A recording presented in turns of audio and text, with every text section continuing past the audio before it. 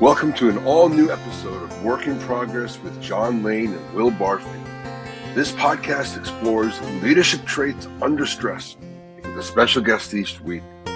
We use a simple and accurate OAD assessment to identify key personality traits or superpowers, as well as the shadow side, kryptonite traits that appear when we're under stress. As always, we'll have some pod banter, shameless plugging, and we'll even let our guests talk for a bit. Of course, no humble brags. Welcome to the show. Hi, everybody. Welcome back from a long hiatus. Good to see everybody again. Now, none of this will make sense because this episode won't be on for 2 months, and the hiatus will be it'll be aired right behind the episode from the prior week. Unapparent to anybody who is listening, but that's okay. We talk about what we want to talk about. It's our podcast. Will? Yes. How was your trip? It was great. So for those people who are wondering why we're talking about being on a long break, I was gone for 3 weeks. This 3-week period was the last 2 weeks in October and the first week of November on a trip through Central and Eastern Europe with my wife. So got back, and this is my first week in the office since the travels began. So it's nice to be back. You left off a little bit something important. Like, tell them the main city you went to. So this was a Halloween-themed land and river group trip, right? So there was part of the tour on land, and then part of it on a river cruise. But the main land part, the highlight of that, was going to Dracula's castle for a Halloween-themed private party for our group. And that's the main reason that we did the trip, because Halloween is my wife's favorite holiday. So, yes, that was the primary reason that we went. Beautiful. And that, my friends of journalism, is called burying the lead. Yes. But it was a great trip. So it was. So by now, Q1 or January is long in the past, but Will and I are spending our time these days promoting our sales kickoff and annual meeting, which tend to happen early in Q1, and we've got a program for that. And next Tuesday, the 19th of November, I'm not sure when this is airing, but I'm pretty sure it's going to be after the 19th of November, we have held our webinar. So yes, that will be fun. We're working on that. That's good. And then the last is, I know I talked about this last time, but Will, you're about to become a member of the same club that I'm in, and you were looking forward to it about as much as I was. Yes, in about a month, I will be undergoing right shoulder surgery to repair some issues that are going on there. Getting old, no fun. No fun. And John had surgery almost exactly the same time a year ago. No, exactly. Was in one of those kind of fixed slings for about a month, and then did PT after that. I'll be in the same boat, about 4 weeks or so in that fixed padded sling, and then physical therapy for about 3 months. And the goal is to get about 85% of range of motion back. No more bowling or golf for me. Not that I did either of those. Well, doesn't impact arm strength ability for lifting bourbon, though. So that's okay that I'm still good there. That was a risk. That's called the straw. Yeah. Or I was going to have to learn to drink left-handed, which is, not my favorite. Right. There's more spillage. It's like, it's strange, right? Yeah. Feels like somebody else, and I won't go any further. All right. Welcome to the pod. Will. Hi. I'm John Lane. I'm Will Barfield. And we are a work in progress. 100%. We're getting rolling. I'm forgetting my lines because it's been a while. But it's been a while. We'll get there. So we have a special guest, and how do we know that? We know that because the slide says so. And what do we know about slides? They don't lie, even if the information on them is incorrect. Correct. So we know that Dan is special because the words are at the bottom. Yes. But I'm sure he's special anyway. Yeah, let's go with that. Dan, thank you for we've been talking for about 5 minutes, which is what we do to our guests. tell us a little bit about yourself. What should our viewer know about you? Sure. So my name is Dan Lavelle, husband, wife, 4 kids, CPA here in Raleigh, North Carolina. I've been with this firm about 9 years, originally from New York. So you might hear that accent come out a little bit during the podcast. We love it here in Raleigh. And my firm kind of focuses on audit, tax advisory, really just, pretty much what we call full service public accounting. And again, excited to be here. Appreciate you guys having me on today. Right. Quick question, if I can, John. Dan, what brought you down here from New York? Did you just we want to go to North Carolina, or was there some other impetus that pulled you? And don't say no, yeah, my wife's parents, my father-in-law does concrete and came down from New York and started 2 plants down here in Raleigh. Oh, cool. That was a good time to start doing concrete. He poured the foundation to the house I currently live in, which is kind of wild that they had that contract. So just, again, by sheer luck, he actually poured the concrete to the house that I live in. Man, if I could go back in time, I would get the crane concession for the general Raleigh area. I wouldn't be spending my time doing a stupid podcast if I had done that. Stupid podcast, yeah. Well, look, we're going to get into some shit because when I do OAD stuff and I go around and talk about stuff and I kind of highlight different personality traits, one trait that I come on a lot is I use CPAs. And brother, you do not have a typical CPA personality trait. So we're gonna spend some time exploring that. So let's get into it. So everyone knows we talk about what? We talk about the OAD personality assessment. It is the backbone of our leadership traits under stress analysis. You brought it home, brother. Thank you. Oh, I was watching you writhe over there. I was enjoying that. I was going to get to L2US. You got to it. Right. So we talk about leadership traits under stress. And we get those traits from the OAD assessment. The OAD assessment we selected for a couple of reasons, and they are... It's highly accurate and extremely easy to administer. Dan, you experienced it, pretty simple and fast.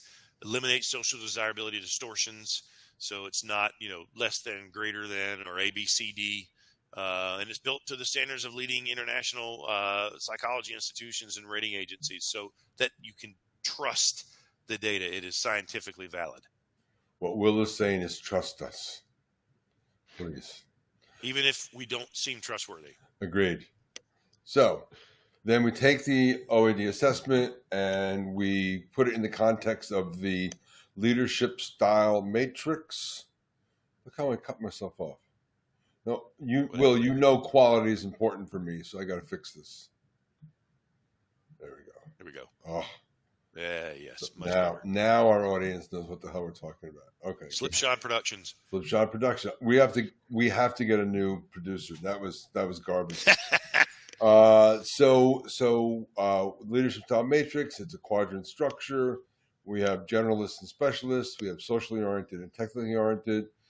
I am a socially oriented generalist. I'm in the builder quadrant. I'm a negotiator. Will is a technically oriented generalist. I'm in the architect quadrant. I'm a developer. And Dan is a socially oriented specialist. He's in the facilitator quadrant. And he is a coordinator. We're going to get to what that means in a second. But yeah, that's not where most CPAs come from. So we're going to... Yeah, if you blindfolded me and said, where is Dan going to land, I would have said expert. Right? I would have defaulted to that. Expert or architect, right? Just on that technically oriented side. But let's see. Okay, so this is how Dan's assessment comes out. So... Wow, look at that extroversion. Exactly right. And so, we have 4 traits: assertiveness, extroversion, patience, detail orientation. Dan's, you read this right to left. His most dominant trait is his extroversion. So you'll say words like open, warm, amiable, social, quick to trust. Not words that I use to describe my CPA. So that's where I'm coming from. His next is detail orientation, and then his assertiveness and patience are stacked. When they're stacked, it's like a tie. So sometimes you're going to be more precise and careful. Other times you're going to be a little bit more impatient. So that is Dan. And to kick things off, Will is going to ask you the secret question. Dan, how does it feel to be reduced to a two-dimensional data table? I mean, again, it seems like it's fairly spot on with some of the things that kind of John went through. So I'll take what I could get. Yeah, the D where it is makes sense to me, but man, that E being way out there. That's the trigger. That's the real difference. And yeah, listen, you said it seems to work. Take what you can get. Like that's we don't aim any higher than that. So we're well, right. CPA firms. You kind of need a little bit of balance, and I know a lot of them are kind of on one side, but you need the people that are there that are going to kind of put their heads down, do the work, who may not be as comfortable in the social atmosphere and kind of business development. And then you've got some of us who are like, get me out of that office. Let's go meet some people and see if we could drive some business. So you pick up a lot of the biz dev side. I do. I enjoy that. Lead the firm's marketing committee. So yeah, really any opportunity for me to kind of get out there in a social setting. Again, Brian, Jew kind of mentioning this, I was, kind of all in. Oh, wow. Cool. Yeah. So that makes perfect sense, right? So do you actually do accounting anymore, or you like sort of, that's your bona fides and now you do more like biz dev for the agency? No, I'm still very accounting focused with kind of the biz dev, kind of driving that, some business valuations, client accounting. So I would say, again, as you move up to the partner world, you're probably not in the day-to-day and the preparation side as much. You're really more in the review and the client relationships, right, and the business development side. So yeah, not as in-depth as I used to be inside the accounting, but again, still have to be well-versed. Again, I know it says I'm not an expert, but still need to be an expert in some ways. But yeah, again, just really trying to make sure that, I stay up to date on what's going on in the accounting world, but at the same time, really do enjoy kind of getting out there and trying to bring in some more business as the firm continues to grow. I think that's great. And I guess you really can't just be a backslapper, right? You got to be grounded in the functional role of the firm. All right, cool. Well, that's great. I love doing that. So now we're going to get into this. So I'm going to lay out 3 system powers that are system generated based on your traits. We'll talk about that. We'll do the same with kryptonite, and then we'll get deep into the conversation with you. So, Will. Yes. Superpowers. Dan, of this list here, and is there one of these bullets that you feel, is super accurate, that you agree with, aligns with your take on yourself, or maybe that, in interactions with others that you've heard them say, whether it's a friend or, a professional colleague, like, that is Dan? Is there one of those that really feels spot on? Probably the middle one there, the outgoing, engaging communicator, strong ability to connect, to build rapport. I mean, that's, I'd say yes. That's first, again, kind of what you guys are saying when I first meet people. It's, you really don't see, are you sure you're a CPA? You don't really seem like an accountant. So I'd say that middle one. Again, I'd say shades of both the first and third bullet point as well, but I'd say the second one, again, I enjoy connecting, enjoy building that rapport. And again, that's where the relationships come in on the business development side. So I'd say probably that second bullet point is probably, out of the 3, the one I probably most align with. And that matches to your most dominant trait, which was the high E. Yeah, that you don't have to go back to the slide, John, but that spread, right, was pretty big. When you see these are relative traits, right? Yeah. So when you see a spread that big, that's, his extroversion really, really leads. On the kryptonite side, right, when there is stress, when things get challenging, our strengths become weaknesses, our superpowers can become our kryptonite. Is there one of these that you believe really hits home or stands out more accurate than the others? Probably that second one, with just kind of repetitiveness.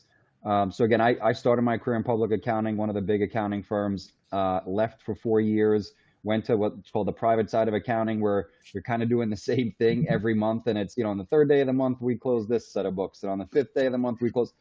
I had to get out of that. So that's why I actually, when I moved down here to North Carolina, I went back into public accounting because even though you may work on the same clients every year, their challenges are different. Whether it's, hey, I had a bunch of restaurant clients in COVID, you got to figure they didn't do so hot, but now they're kind of coming back around. So again, may work on the same client. So there's maybe that repetitiveness, and I wouldn't even call that, I'd call that more consistency. But the chance to kind of meet the different challenges that they have every year, as opposed to every month I'm doing the same thing over and over again.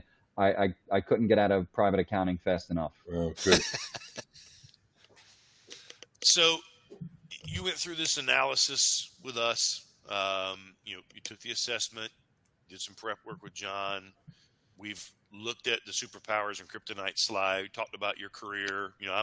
I took a peek at your LinkedIn while you were talking there earlier, saw the public accounting degree finishing up in 2005, right to KPMG, 6 years with them, did the 2 stints in private, and then came down here and went with Williams Overman Pierce, which is a really great local firm. They've been around for a long time. They got a great reputation, and they're one of those that hasn't been absorbed or acquired, or they've remained independent, which is great. What is it about this exercise that you can apply to your leadership role as a partner, where you are, the things that are your strengths, the things that are your weaknesses? Can you take what you've kind of studied through this analysis with us and apply it and say, hey, I can improve here, and I can shore up this weakness there? How can you take what we've done together and get better? Yeah, definitely. Again, I'm actually in a kind of a self-improvement mode this year. I don't know if it's midlife crisis or what it is, but hired an executive coach who's kind of been working with me on just, again, some of the things I need to work on. But again, really just taking these back to kind of creating a team right now. We just hired someone a few weeks ago that's going to be directly under me to kind of help grow one of our practices. And I've been kind of just thinking about, hey, as I build this team, where am I good? What can I use? What attributes that I have that are really, my strengths, and how could I, implement that with the group? And then maybe where am I lacking? And that's where the others in the group can either pick that slack up, or things that I could work on. So I think these things are always pretty cool, just to get a little bit better read on yourself. And, honestly, sometimes you don't want to hear the feedback of maybe how your personality really is. But again, I thought there were some really good things in there. Again, that repetitiveness, it was spot on. I enjoy kind of a new challenge. I've been shifting out of the audit world into advisory, and advisory tends to be a little bit more one-off, like come in, do something, then move on to the next project. So this really kind of, solidifies or helps me to kind of say, hey, I probably am moving in the right direction, going on to the advisory side. Is, that repetitiveness sometimes is just, not something I enjoy doing. Again, I love accounting. That's why I'm still doing it all these years later. But the new challenge is something different to kind of work on, whether it's weekly, monthly, whatever it may be.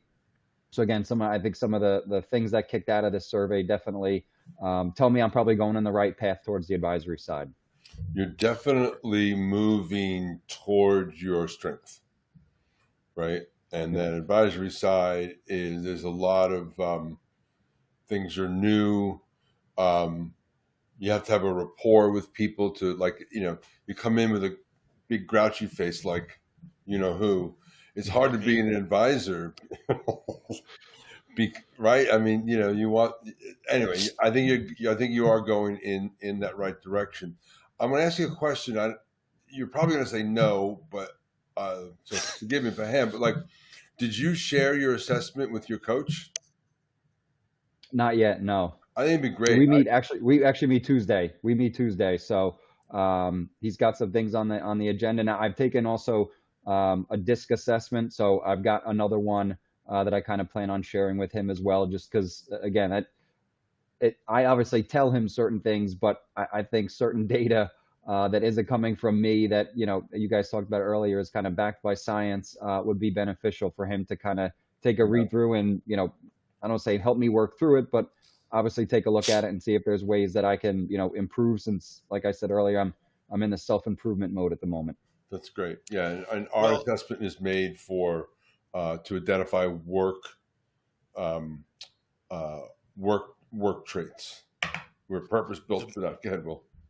The move to work with an executive coach, right? As we wrap up here, that's a huge move, and it's excellent. It's an excellent decision, because there are people at your level of career that are like, you know what, I know me, I know my business, I know my career, I got this, I can't get any better. And looking at yourself and saying, you know what, I can get better. Am I on the right path?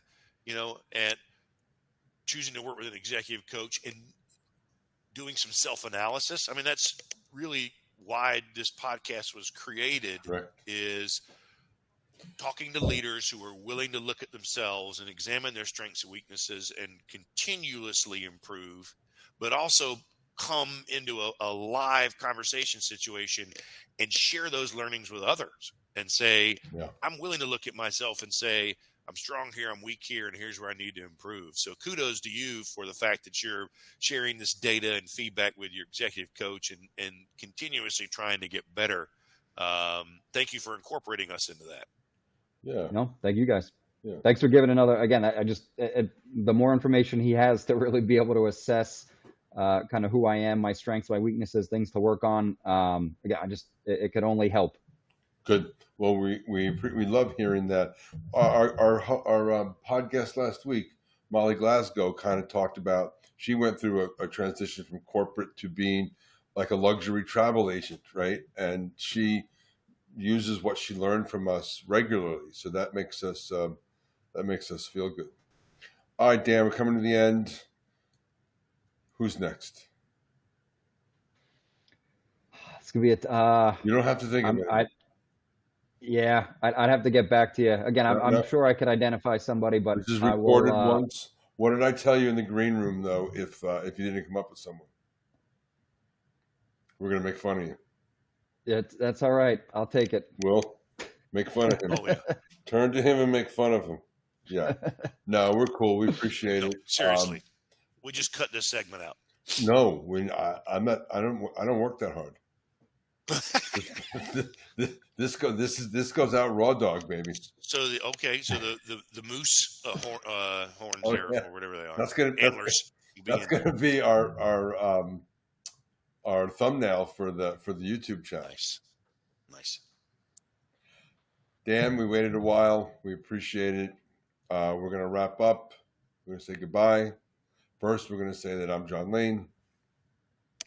I'm Will Barfield. And we are, including you, all three of us are a work in progress. Work in progress. Nice. Yes. Oh God! But thank you for coming on, Dan. Great show. You hear how that harmonized perfectly? It was awesome. That was like Paul and John. It was beautiful. Jan and Dean. Yeah. Loved it. Seriously. Thank you. Thanks, everybody. Thank you, guys. Bye. Work in Progress is a podcast presentation of Slipshod Productions. Available on LinkedIn and YouTube. Executive produced and starring John Lane and Will Barfield. Talent booking, production, and editing by John Lane. Thanks for watching. See you next week.